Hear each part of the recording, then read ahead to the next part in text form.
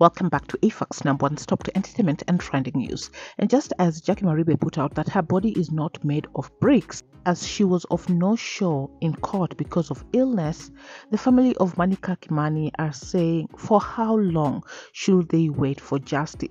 A couple of hours ago, missionary Paul Ngarama, who is Monica Kimani's father, shared an article that the Saturday Nation had put out. What's happening in this case? And he captioned, "As a family, we are joining the Nation newspaper to ask the same question. What is happening in this case? First, Judgment Day, we were told judge is not feeling well. Second, magunia ni matatu, 3 sacks of bags received. Third, Jacque Maribe is sick. The next one, Joey is sick, blah blah. As a family, the justice delayed is justice denial. Jehovah Elohim intervene." He had even shared a link from Citizen, which he also captioned, "Postponed for the 3rd time until March. If it were you, what could you do? Sad." Now, this even ended up trending across social media as also netizens were questioning what is really happening in this case. Now, this time around, Justice Grace Nzioka adjourned the judgment that was to be delivered at the Milimani Law Courts in Nairobi following an application by Ms. Maribe's lawyer, Katwa Keegan. Now, in the application, Mr. Keegan told the court that his client was gravely indisposed, although she was ready for the judgment. Mr. Joey Irungu had availed himself in court. The prosecution and Joey Irungu's lawyer did not object to the application for adjournment. So the case was postponed because Jacque Maribe was not feeling well, and there was a lot of talk on social media, but netizens could also not help but remember what Jacque Maribe had done when the case was postponed. She took to her social media that she just wants peace, and she was very disappointed that the case was postponed. Now, this time round, it has been postponed again because she was not available. Justice Nzioka also ordered Maribe to ensure that she appeared in court in March for the delivery of the judgment on the Kimani murder case. Nzioka noted that all parties must be physically present in court as a measure of the integrity of the judicial system, and therefore she could not render the decision when one of the accused was absent. So, as mentioned earlier, Jacque Maribe took to her socials to address people who are also judging her, saying that she's the one who wanted this case to be over and done with. She wants peace. This thing has been very draining.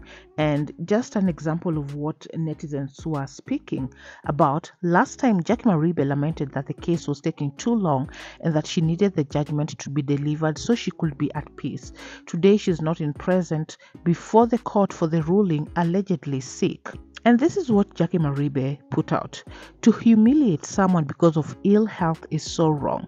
And to make it clear, I have never missed court except once when I was ill. We are making it an issue that in 5 years I fell ill. Kwani mwili yangu imejengwa na matofali. At that time, I supposedly sought time to travel. We were only being respectable enough to tell the court, and there was no due date interfering with that." She also shared, "No, I didn't miss court to travel out. No, in 5 years I missed court once, and everyone has been sick. Judge, prosecutors, lawyers, why is my falling ill in 5 years being such an issue?" So you've heard it from Jacque Maribe. She was ill, and that is why she was not available in court. And why are people making this such a big issue? Because she missed court, and she doesn't do it often. Monica Kimani, then 28, was murdered in her Lamuria Garden apartment in Kilimani area on the night of September 19th, 2018, after arriving in the country from South Sudan. Ms. Kimani had arrived in the country from South Sudan and was picked by a taxi driver who dropped her in her apartment in late evening. She later called her brother, George Kimani, to inform him of her arrival. She was due to travel to Dubai on September 20th that year to meet a certain Sudanese businessman by the name Nasir Mohammed. Later that evening, it was alleged that Mr. Irungu visited her in her apartment. Her brother George Kimani visited her house after she failed to respond to his calls. When the brother and some neighbors broke into the house, they found her lifeless body lying in a bathtub. Her hands and legs had been tied and mouth taped shut. Her killers left the water running. It has been over 5 years and the family is still waiting for answers and justice. You're up to date. Thanks so much for watching. Subscribe and hit the notification bell so you will be the first to be notified once of any new updates. I'll catch you on the next one. Bye-bye.